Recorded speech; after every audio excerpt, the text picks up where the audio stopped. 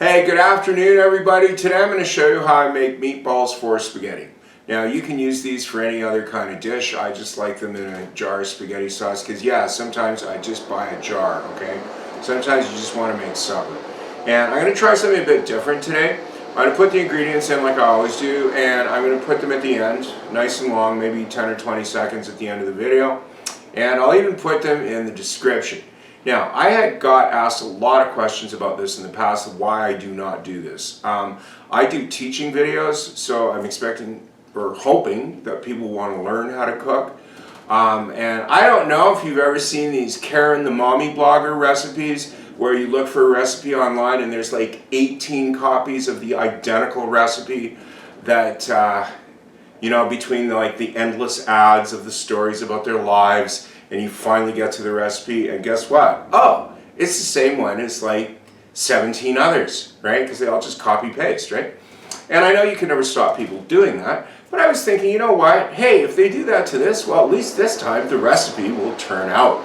Okay, so let's get to it.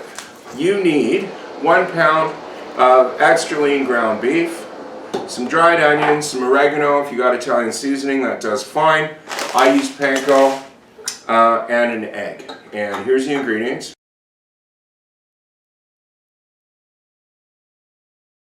Now, as usual, now that we're post-pandemic, yes, you can get gloves. If you don't have gloves, you can do this bare hands. The only thing is it's going to be really greasy for you and kind of unpleasant because when you put the egg in the meat, it gets cold, which I personally don't like that feel on my hands. So just drop the meat in there. And you can do this in any order, it doesn't matter. Try not to get any eggshell in. I know it's extra calcium, but it doesn't taste that great. And honestly, I've been making these so often, I don't even measure anymore. But you can if you want. So 1 teaspoon of the oregano, 2 tablespoons of dried onion flakes, and half a cup of breadcrumbs.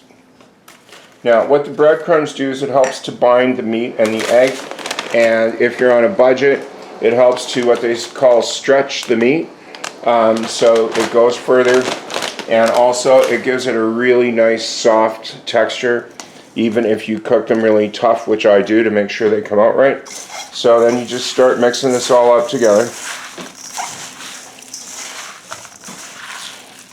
Now after it's starting to hold together in a mass, what you can do is just start squeezing it out through your fingers, and what that will do is help everything mix in really well. This technique works well too with meatloaf. Okay, so this is looking nice. So now I'm just going to start making the meatballs here. What you do is just grab off, just a handful, the size of a small orange or something, and just squeeze off a piece, and I just drop the other part. Rough like that. Roll it up in your hands. Just throw it down.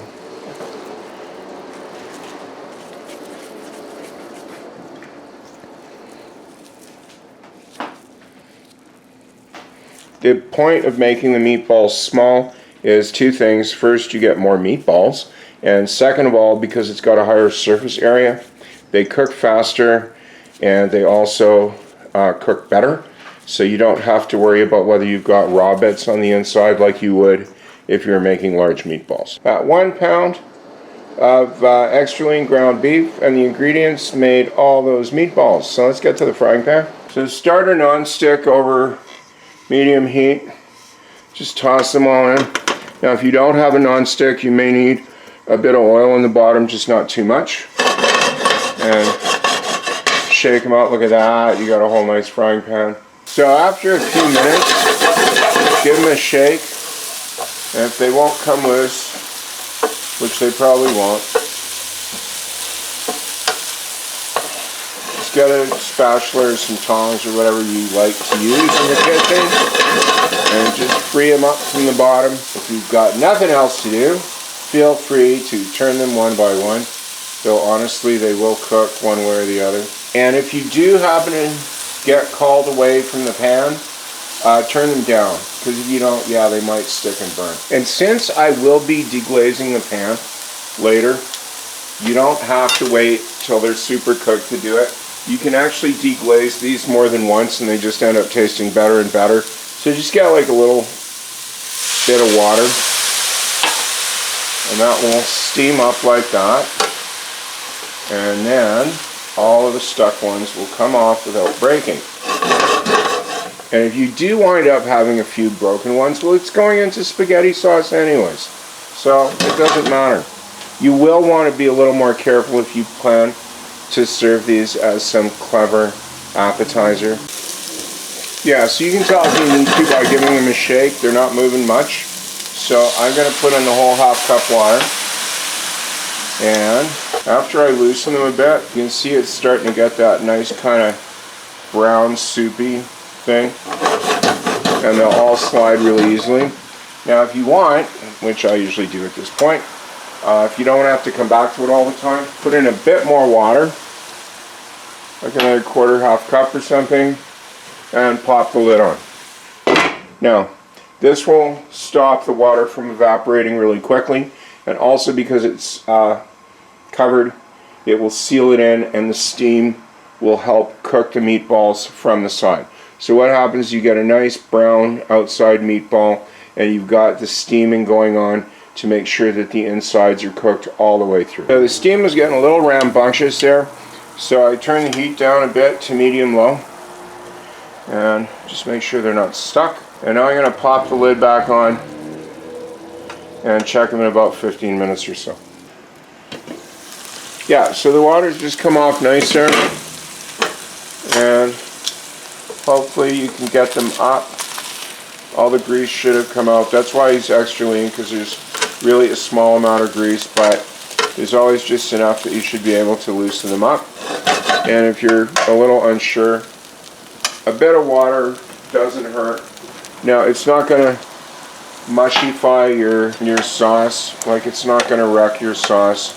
So just deglaze the pan a bit. You don't have to turn the heat up for this. You want to basically just kind of gently nudge any crispy bits off the bottom that maybe got stuck. That's the only drawback with the breadcrumbs, is that it will stick a bit more than usual, but it adds a lot to the flavor and the texture, so it's a trade-off like anything else. Okay, so I have got my trusty, literally $2 jar of sauce from the local store. Pop all that in. And since I like to cook this for a long time, to get all the flavor in, what I do is pour maybe half to a cup of water in, put the lid on, and shake it up. And that way you get basically all of the sauce out of the jar. You don't waste any. Plus, keep the jar, and if anything dries out a bit later, you can always get that little bit that's left inside. Well, that's looking just nice, even for cheap sauce. And if anybody ever wants me to do a bougie spaghetti sauce from scratch, let me know and I will. But sometimes you just want to make supper. Pop a lid on that, low, low, low, low, low, and I'll come back to that later. Okay, so just check on it in about 15 minutes or yeah, that's getting way too thick. So I'm definitely going to be putting some more water in here because I don't want to eat yet. And honestly, this kind of sauce there with the meatballs, as long as you keep it on low, you can nurse this thing along for like 45 minutes or something, and it won't be any worse for wear. So this is a real handy dinner to make if people are coming home late from work or something like that, and you don't want to start from scratch, but you want it all ready to go, so it's good for that. So let's take a look at that. Nice and thick. All the water that I had added to deglaze has thickened up. The sauce looks nice. Meatballs are all in one piece. And of course, as usual, just put on as much as you want, depending on how many people you're serving. And there's my meatballs for spaghetti. Okay, dinner time. See you guys again.